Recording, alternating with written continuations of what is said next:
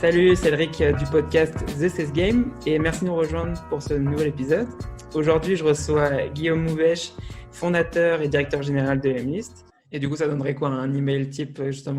Il y a plusieurs choses. Première chose, c'est l'objet. L'objet, Ok. il y a deux choses qui fonctionnent aujourd'hui. C'est soit être ce qu'on va dire casual, donc c'est être assez normal, quoi, langage de la vie de tous les jours, soit être très spécifique. Donc, je vais donner des exemples. Casual, ça va être par exemple lunch, point d'interrogation, déjeuner, point d'interrogation, on se prend un café, point d'interrogation en français. Et après, ultra spécifique, ça va être par exemple un moment où je sais qu'on va au même event, toi et moi, parce que j'ai récupéré la liste des gens qui vont à un événement. Et du coup, je t'envoie un message, rencontrons-nous à tel event, prénom. Donc là, comme ça, il y a deux mots qui parlent à la personne, c'est-à-dire le nom de l'événement parce qu'on sait qu'il y va, et il y a son prénom en plus, donc il se dit que c'est personnalisé. Donc ça, c'est les deux types d'objets qui fonctionnent ultra bien. Ensuite, dans le début, la première phrase, on n'est pas forcé d'utiliser toujours bonjour, prénom, etc. Parce que ça, c'est des formules qu'on utilise tous et par conséquent, qui vont avoir tendance à allumer, entre guillemets, les détecteurs au sein de notre imaginaire, on va dire, Ouais. et se dire, bah, attends, ça, c'est un message de prospection. Alors que, par exemple, un message très simple, si je t'écrivais à toi, ça pourrait être j'ai regardé ton profil LinkedIn, Elric. Donc, tu vois, là, j'ai rajouté donc, ton first name, le Mhm. tag first name, je l'ai rajouté après, où j'étais en train de regarder ton profil LinkedIn, très impressionné par ce que tu as accompli en sales au cours des dernières années. Donc déjà, petit compliment. Donc tu vois, toi, tu regardes Ouais. ça, tu te dis, ah ben attends, c'est cool. Déjà, ça change parce que le mec n'a pas dit bonjour Elric ou hello Elric ou voilà. Il a mis mon nom à un autre endroit dans la phrase. Et ensuite, il me parle de sales et il sait que je suis sales. Voilà, tu vois. Donc ça, c'est un level de personnalisation un petit peu plus avancé parce qu'on va dire en amont, tu as regardé. Si tu veux faire de l'ultra personnalisation, donc là, c'est dans des cas où tu as une structure de sales, par exemple avec les BDR, les SDR, les accounts, etc. Tu demandes à ceux qui récoltent la data de trouver une phase de personnalisation par personne que tu contactes. Donc pour toi, par exemple, une phrase de personnalisation, ça aurait été Hello Eric, j'ai écouté ton dernier podcast, j'ai adoré ton épisode avec Guillaume. Évidemment, c'était le meilleur. Non, mais tu vois quelque chose comme ça, en fait, où tu Oui. sais cette phrase, en fait, tu te dis, bah, ça n'a pas pu être entièrement automatisé, tu vois. Et en fait, le fait, et après, dans tes outils d'envoi de mail, ce que tu pourras faire, c'est que cette phrase, en fait, ça devient une variable. Tu l'as appelée phrase de personnalisation, par exemple. Et dans ton email, ça sera l'objet. Ensuite, première phrase, c'est phrase de personnalisation comme un tag qui est remplacé automatiquement. Et après, deux, trois aspects.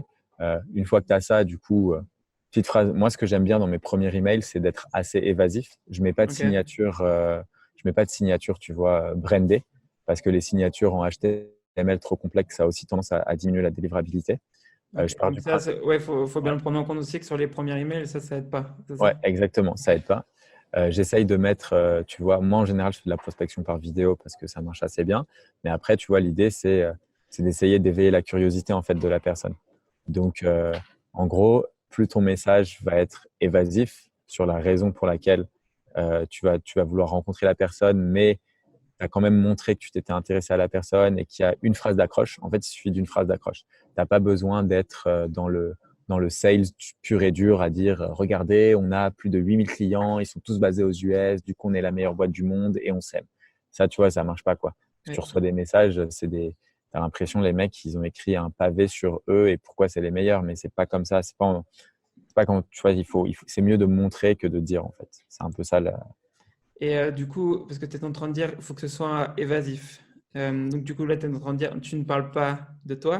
ouais. Qu'est-ce que tu mets justement du coup? Bah, du coup, tu vois, par exemple, ça peut être, en fait, il faut être évasif dans le sens où il ne faut pas parler de soi, mais par contre, il Ouais. faut éveiller la curiosité. Donc là, et montrer pourquoi, tu vois, c'est un bon fit, donc potentiellement apporter de la valeur. Donc pour toi, tu vois, ça pourrait être, enfin, moi, je pourrais te dire un truc du genre, j'ai bossé en sales pendant 10 ans, à Mhm. manager des SDR. Je trouve que ce que tu fais, c'est génial. Est-ce que tu aurais 10 minutes pour qu'on échange sur les best practices pour former des équipes BDR, tu vois?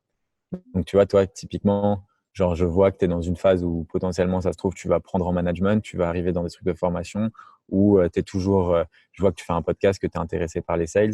Donc, je me dis que tu serais prêt à prendre un call de 10 minutes avec quelqu'un juste pour pouvoir parler, tu vois, et moi, c'est des trucs que je fais assez souvent, hein, tu vois, on me contacte, on me parle de growth, etc. Ça m'arrive de pouvoir prendre 10-15 minutes, tu vois, pour échanger avec quelqu'un. Donc là, comme tu vois, dans mon message, j'ai rien essayé de te vendre. Je voulais juste vérifier si tu étais intéressé, tu vois, de discuter de sales.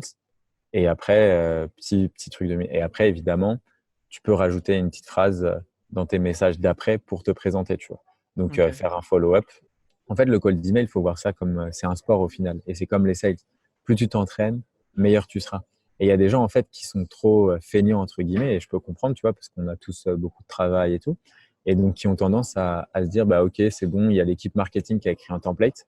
En général, l'équipe marketing, il ne faut pas qu'ils écrivent les templates parce que c'est des marketeurs et moi-même qui suis de définition marketing, c'est très difficile. C'est-à-dire qu'on a envie de faire l'email template parfait avec, voilà, réutiliser les taglines, etc., qui sont utilisés sur le site, mais ça marche pas du tout. Un bon mail de prospection, il s'écrit depuis Messenger ou depuis WhatsApp. Il faut que le mail de prospection, tu l'écrives à un ami, en fait, ou à ton pote ou à ta mère ou peu importe, mais que tu l'écrives, tu vois, depuis ton téléphone.